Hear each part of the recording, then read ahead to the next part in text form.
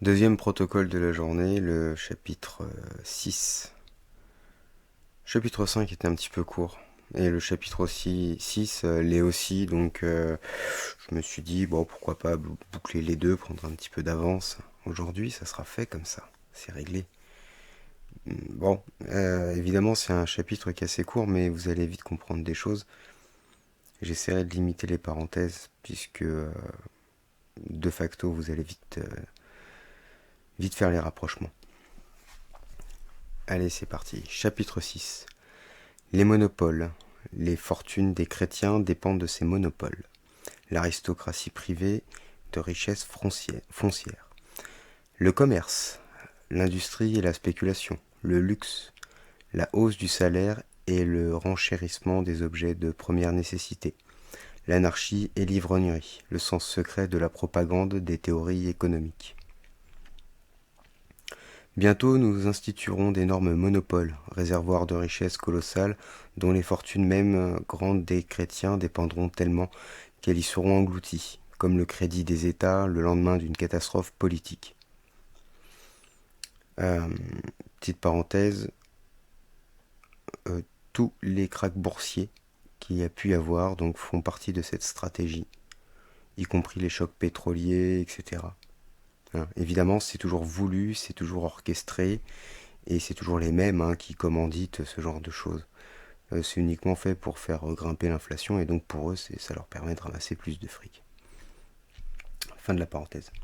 Messieurs les économistes ici présents, considérez l'importance de cette combinaison. Il nous faut développer par tous les moyens possibles l'importance de notre gouvernement suprême en le représentant comme le protecteur et le rémunérateur de tous ceux qui se soumettent à lui volontairement. Autre petite parenthèse. Donc, euh, ceci vaut pour absolument tout, d'accord? Donc on comprend une chose, c'est que celui qui est soumis au gouvernement, par exemple au gouvernement français, donc qui est un larbin du gouvernement français, donc alors là on y va à un grassement, les préfets, les sénateurs, les députés, les ministres, enfin tout le monde en fait, d'accord, sont sous la protection du gouvernement. C'est pour ça qu'ils peuvent se permettre, oui, les policiers aussi, enfin tous ceux qui sont payés par le gouvernement en fait et qui œuvrent pour le gouvernement, qui suivent donc les ordres, sont de facto protégés par le gouvernement. C'est ce qu'ils disent, je n'y peux rien, c'est écrit, c'est ça, c'est le plan, et c'est ce qu'on voit aujourd'hui. C'est pour ça qu'aujourd'hui nous avons des policiers qui sont des criminels, qui sont des violeurs, qui sont qui sont des fracasseurs complètement décérébrés d'ailleurs. Je pense au CRS par exemple, qui font vraiment n'importe quoi, qui tapent, ils sont capables de cogner sur leur propre mère en fait. Donc voilà. Voilà. Non, non, mais ils sont protégés. Ils sont protégés, c'est écrit, voilà. Moi j'y peux rien, moi. Hop. En le représentant comme le protecteur et le rémunérateur de tous ceux qui se soumettent à lui volontairement. Voilà. Donc, comme nous, on ne se soumet pas à lui, nous ne sommes pas volontaires dans la soumission, il ne nous protège pas. Heureusement, moi, en tout cas, ça me rassure parce que être protégé par le chétan, je me poserais des questions. Hein. Donc, voilà, bon, ceux qui sont sous la protection du chétan, s'ils en prennent conscience, c'est bien, posez-vous des questions, agissez les gars, faites quelque chose. Il n'est jamais trop tard pour faire acte de rédemption. Enfin, je dis ça, je dis rien. Bref, et c'est pareil pour tout, c'est-à-dire que ceux qui se soumettent par exemple aux critères, enfin aux critères, aux dictats de Facebook, YouTube, etc. Eux, ils ont du public, Ah, il n'y a pas de souci, ils tapinent pour le chétan. Alors oui, on est sur YouTube, vous allez me dire. Bah oui, mais bon, moi j'utilise les outils qui sont à notre disposition. J'ai pas l'intention, encore une fois, de devenir un gourou, hein. J'ai pas l'intention non plus de euh, récolter une grosse communauté, qu'il y ait des gens qui comptent sur moi, etc. Non, non, moi ça m'intéresse pas. Voilà, moi je compte sur personne, je compte que sur moi, déjà pour commencer. Donc bon, on se met clair à ce niveau-là. Euh, c'est bien, les gars, ils me suivent, ils voient mes vidéos, mes podcasts, etc. Ils lisent mes bouquins, c'est bien, parce que c'est vraiment pour ça. Si j'ai pas mis, euh, comment dire, mon nom et mon prénom derrière, c'est pas pour, c'est pour une bonne raison. Hein, c'est pour avoir relativement la paix quand même. Je réponds sur les réseaux sociaux, je réponds sur YouTube, évidemment. Je ne vais pas entretenir une communauté, j'en ai rien à cirer, c'est pas ça mon objectif. Mon objectif, c'est de dévoiler ce qu'on nous cache. Et c'est tout. Et que ça plaise aux standards de Facebook ou de YouTube, enfin que ça leur plaise pas, j'en ai rien à cirer, parce qu'en fait, ça leur plaît pas. Hein. Si je suis sur YouTube aujourd'hui, c'est parce que Facebook m'a banni une fois de plus pendant 30 jours. Je ne peux rien faire via tronche de bouc. Donc, bon, les objets du chétan, les outils, tout ça, on les utilise. Derrière, il n'y a pas d'adoration, quoi. Moi, je suis pas en train de regarder tout le temps combien j'ai fait de vues, combien de... Je m'en carre complètement. On fait un commentaire, oui, évidemment, je vais répondre. Autant que possible. Mais c'est pas pour autant que je vais rester dessus. Je suis pas un fou, j'ai autre chose à faire. J'ai vraiment autre chose à faire. Je préfère largement aller buter mes patates plutôt que de me faire chier avec un ordinateur, etc. C'est pas, la vie, c'est pas ça. C'est pas derrière un ordinateur. La vie, c'est dehors. C'est dehors. Voilà. Donc, je sacrifie mon temps, en fait, pour vous transmettre des informations. Et pour moi, c'est important parce que ça fait partie de cette lutte qu'on doit tous faire. Enfin, tous. Tous ceux qui sont, en tout cas, suffisamment éclairés pour pouvoir lutter et apporter des éléments aux autres. Hein. Là est mon but. Bref, on continue. L'aristocratie des chrétiens, en tant que force politique, a disparu. Nous n'avons plus à compter avec elle, mais comme propriétaire de biens territoriaux, elle peut nous nuire dans la mesure où ses ressources peuvent être indépendantes. Il nous faut donc absolument la déposséder de ses terres. Le meilleur moyen pour cela est d'augmenter les impôts sur la propriété foncière afin d'endetter la terre. Ces mesures retiendront la propriété foncière dans un état de sujétion absolue. Les aristocrates chrétiens, ne sachant pas de père en fils se contenter de peu, seront vite ruinés. Alors, petite parenthèse, petite ou grosse, je sais pas. Je sais pas si vous connaissez un petit peu l'histoire de vos familles. Moi, j'en ai longuement discuté, notamment avec ma mère. Hein. Il n'y a, a pas de honte à discuter avec sa mère, bien au contraire. Il faut savoir un petit peu quel a été le cheminement de nos familles pour comprendre pourquoi on en est arrivé là, en fait.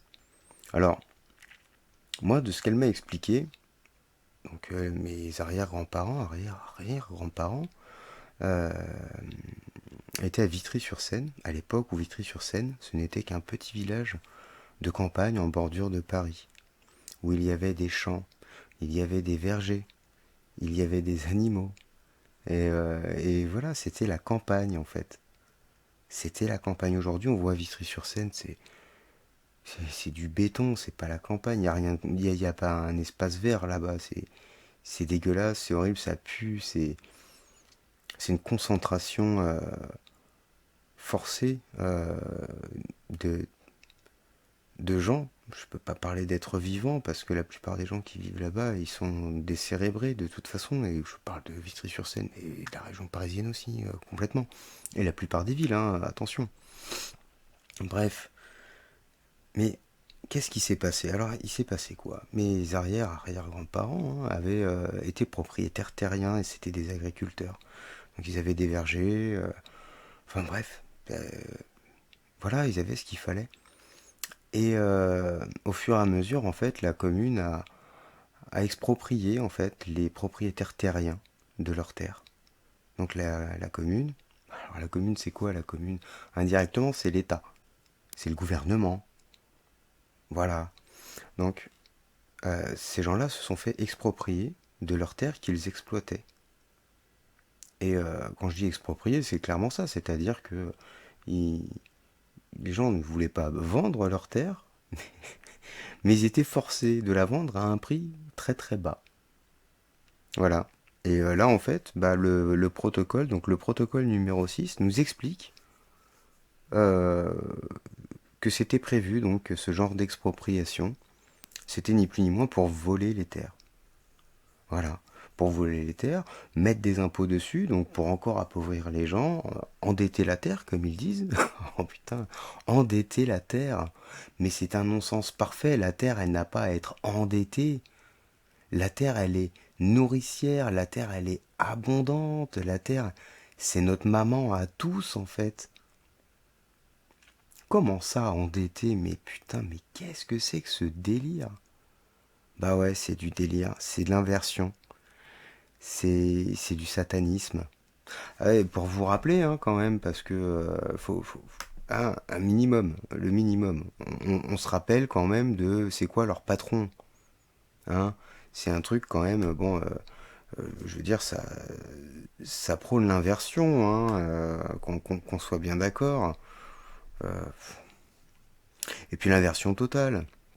Je veux dire, un homme a une tête de bouc, bon, avec un pentagramme sur le crâne, etc. Bref, et une paire de loches, hein, bien sûr, évidemment, hein. Ah, et me sortez pas, ouais, c'est une Kundalini, parce que je vais vous faire un cours aussi sur toutes les conneries yoga, bouddhistes, etc. et New Age. Vous allez vite comprendre, hein, les amis. Je suis désolé, mais moi je fais pas dans la dentelle. Je suis pas là pour plaire, je m'en bats les couilles. Je veux rien savoir. Ok? Moi, ce qui m'intéresse, c'est la vérité, c'est de vous la transmettre au maximum, en tout cas, hein. Voilà. Les recherches, moi, je les ai faites. Il y en a d'autres qui les ont faites. Euh, voilà. Je suis arrivé à un stade où bah, je transmets mes recherches. Donc voilà. Donc, ils pratiquent l'inversion, hein, des valeurs, donc l'inversion des sexes, l'inversion aussi de la médecine, hein, c'est pas de la médecine, c'est de l'empoisonnement. L'inversion de la réalité, hein, c'est, tiens, là, on voit, hop, la réalité, qu'est-ce que... Voilà, mensonge, mensonge. Le monde, mensonge, mensonge. Voilà. Ah, les anges, hein. Les anges, ils ont des ailes. Ouais, ouais. Bah, le démon aussi, là, qu'est-ce qui se passe? Qu'est-ce qui se passe? Voilà. Solver, coagula. Voilà. Dissoudre et coaguler. Détruire, reconstruire. Hein, bon, bref, on continue. Protocole numéro 6, intéressant, très intéressant. En tout cas, on comprend comment ils ont... Enfin, comment? Quel est le but, hein, de ces expropriations? Alors, je ne sais pas, vous, dans vos familles, de votre côté, posez la question à vos parents, vos grands-parents, un petit peu, à savoir quels étaient les biens familiaux avant, parce que je suis sûr qu'il y en a beaucoup qui sont à l'origine issus d'une famille qui était propriétaire terrienne et qui aujourd'hui vivent dans des appartements, sont surendettés, ils vivent à crédit, quand bien même ils ont des crédits, enfin ils peuvent encore contracter des crédits. Voilà, donc posez-vous les questions les gars. Il me semble que c'est un sujet qui peut être extrêmement éclairant sur notre condition, hein, sur comprendre pourquoi on en est là en tout cas. Comment on en est arrivé à une telle débâcle là. Voilà. Donc il nous faut donc absolument la déposséder de ces terres. Le meilleur moyen pour cela est d'augmenter les impôts sur la propriété foncière afin d'endetter la terre. Endetter la terre, putain. Bref. Ces mesures retiendront la propriété foncière dans un état de sujétion absolue. Les aristocrates chrétiens, ne sachant pas de père en fils se contenter de peu, seront vite ruinés. En même temps, il faut protéger le commerce et l'industrie fortement, et surtout la spéculation, dont le rôle sert de contrepoids à l'industrie. Sans la spéculation, l'industrie multiplierait les capitaux privés, elle améliorerait l'agriculture en libérant la terre des dettes créées par les prêts des banques foncières.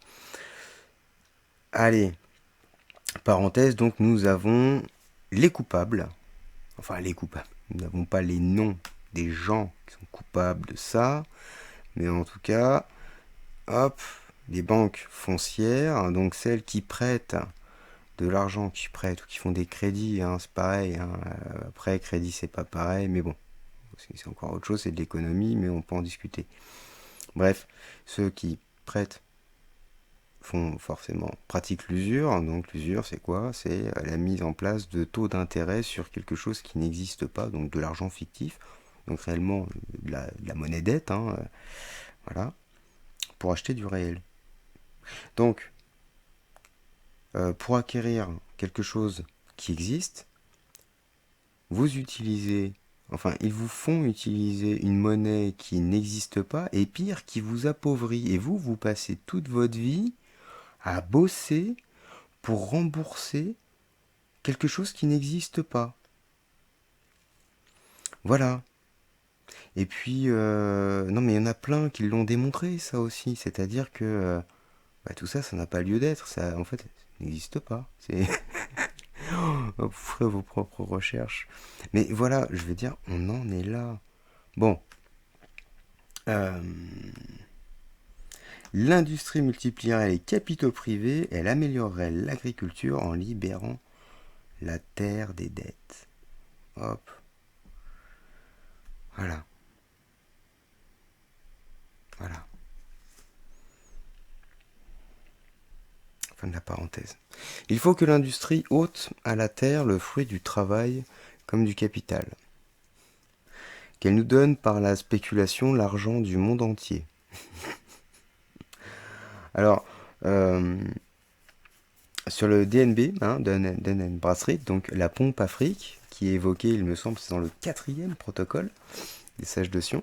Donc cette pompe Afrique qui aspire l'argent du monde entier, donc voilà, hop. Donc l'argent, la data, absolument tout, hein. Non mais vous allez voir, au fur et à mesure des protocoles, c'est terrible, c'est incroyable ce qui se passe. C'est incroyable, le plan est écrit, et il n'y a que ceux qui ne veulent pas voir qui ne voient pas. Mais, mais voilà, nous on en est là, hein. Hop, l'argent. Voilà, il faut que l'industrie ôte à la terre le fruit du travail comme du capital. Voilà, voilà donc pourquoi ils coupent les arbres, voilà pourquoi euh, Monsanto, Bayer, voilà pourquoi la bourse, les banques, l'argent, etc. Et pourquoi ça pompe le monde entier, parce que bah voilà, hein, c'est comme ça. Jetés par là même dans les rangs des prolétaires, tous les chrétiens s'inclineront devant nous pour avoir seulement le droit d'exister. Voilà. Ce qu'ils veulent, c'est ça. C'est que on s'en remette complètement à eux, qu'on les implore. Alors, posez-vous la question, juste, est-ce que vous voulez faire allégeance aux démons? Voilà. Vous répondez de votre côté, et puis vous vous mettez en paix avec tout ça. Pour ruiner l'industrie des chrétiens, nous développerons la spéculation, le goût du luxe, de ce luxe qui dévore tout. Petite parenthèse, Maserati, Ferrari, Rolex, euh, les grosses propriétés, les gros hôtels de luxe, les gros casinos qui vont bien, les gros parcs d'attractions, les gros labels de musique, les grosses maisons d'édition, Amazon, oui, oui, vas-y, je balance, moi je m'en fous, Amazon, il médite, hein, mais je suis pas marié avec, moi.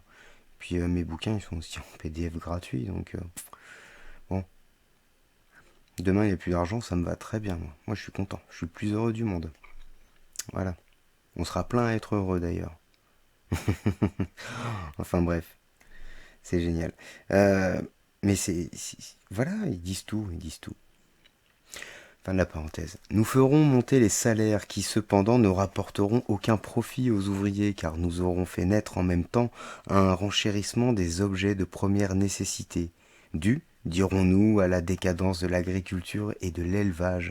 De plus, nous saperons adroitement et profondément les sources de production, en habituant les ouvriers à l'anarchie et aux boissons spiritueuses aussi bien qu'en prenant toutes les mesures possibles pour exiler de la terre les chrétiens intelligents.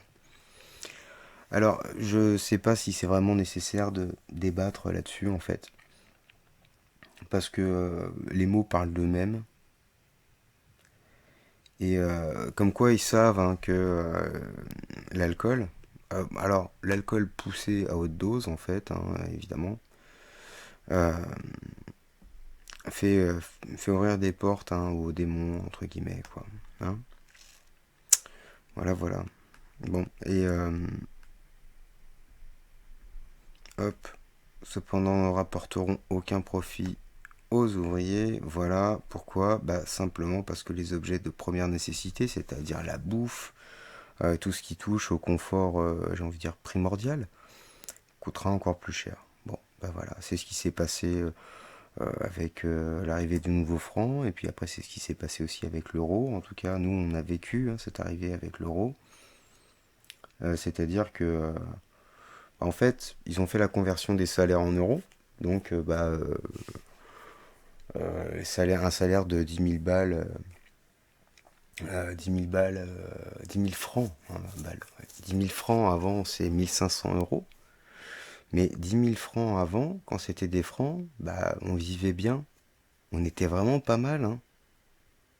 On était vraiment pas mal. Et puis, donc, bah, du coup, le salaire, il s'est transformé en 1 500 euros.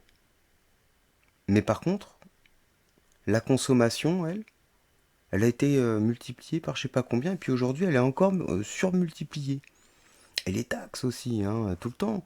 Et les impôts encore de plus en plus chers, ce qui fait qu'en fait, notre niveau de vie, il a baissé. Alors que dans un monde normal, où les gouvernements travaillent dans le bon sens, donc dans le sens du peuple, hein, si le gouvernement était là pour nous aider, ça se saurait, mais il est là uniquement pour nous réprimer, nous faire chier, faire du fric hein, sur notre dos. Et nous victimiser, hein, enfin nous victimiser, nous culpabiliser plus exactement. Voilà. Il faut qu'on soit coupable d'exister. Donc pour ça, comme on est coupable, on est tributaire de l'impôt. Nous sommes des contribuables, des cons qui payent le tribut. Voilà. Faut pas l'oublier. Hein. Moi, j'oublie pas les mots, j'oublie pas ce qu'ils veulent dire. Jamais, jamais. Et j'oublierai jamais toutes ces horreurs qu'ils ont fait subir pendant toutes ces années. Et le jour où il faudra rétablir la balance, croyez bien que je ne serai pas le dernier à, à m'occuper d'eux. Bref, ceci dit, comprenons un petit peu. Alors, ne rapporterons aucun profit aux ouvriers car nous aurons fait naître en même temps un renchérissement des objets de première nécessité. C'est ce qu'ils appellent en fait aujourd'hui l'inflation. Voilà, ils vous ont mis dans le crâne la graine de l'inflation. Ah, c'est l'inflation. Et c'est quoi l'inflation en fait? Ben, c'est la vie qui coûte plus cher. Non, la vie elle coûte pas plus cher, la vie c'est la vie. Et il n'y a pas de coût sur la vie en fait, réellement. Voilà. Donc, mettre l'idée de l'inflation, c'est occulter en fait la volonté décidée depuis longtemps de plumer les gens. Et de façon systématique, et j'ai même envie de dire systémique, c'est-à-dire que c'est le système qui est comme ça.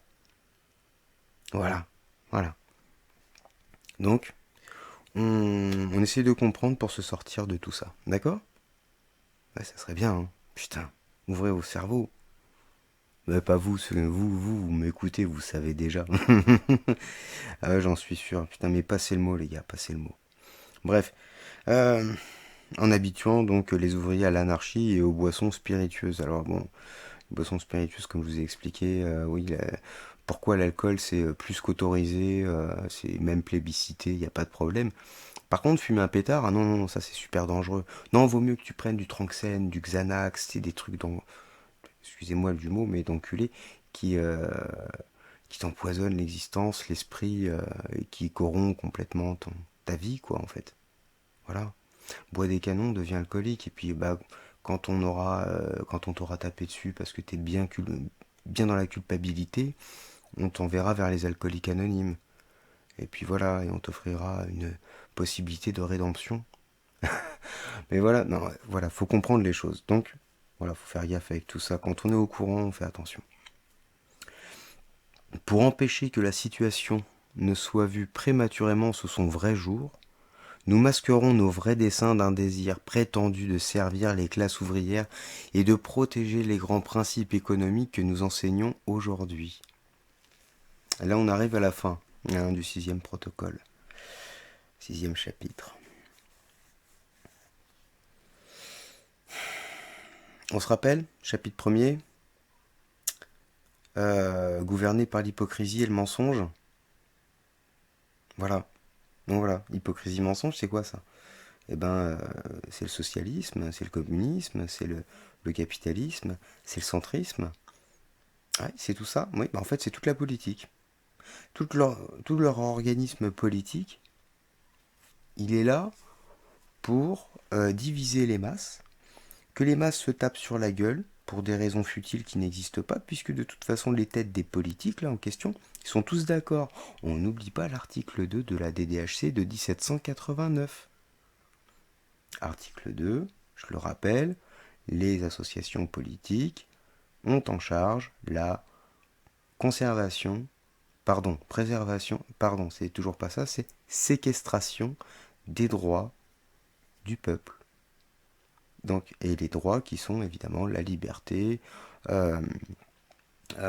la liberté de tout, en fait, tous les droits naturels, inaliénables et sacrés. Je ne vais pas les énoncer ici parce qu'il y en a une chier, ils sont imprescriptibles, donc on peut en sortir autant qu'on veut. Hein. On a le droit de tout, en fait. De faire tout ce qui ne nuit pas à autrui. Voilà. Bref, voilà. Donc c'était la fin de ce 6e protocole. On pourrait débattre très longtemps. Hein. Il n'y a pas grand-chose dessus, regardez. C'est vraiment très court, hein, ce protocole. Hein, très très court. Non, non, parce qu'après c'est le chapitre 7. Voilà. Mais le 7, il est pas mal aussi. Hein. Ah, je vais voir si je le fais ce soir ou si je le fais demain. Je sais pas. Voilà, les amis, vous avez le plan. Essayez de voir de votre côté, un petit peu au niveau de vos familles, quelles étaient leurs propriétés avant votre ère, envie de dire, votre arrivée sur ce plan, pour comprendre un petit peu à quel point ces gens-là vous ont volé et vous font payer votre existence encore. Et ils continueront, hein, et ça sera de pire en pire. Voilà. Bref, j'espère que vous n'êtes pas trop déprimé à m'écouter, parce que je sais que c'est pas forcément joyeux, mais, euh, mais voilà, la vérité, elle est pas belle. Elle est pas forcément belle, du moins cette partie de la vérité, elle est pas belle.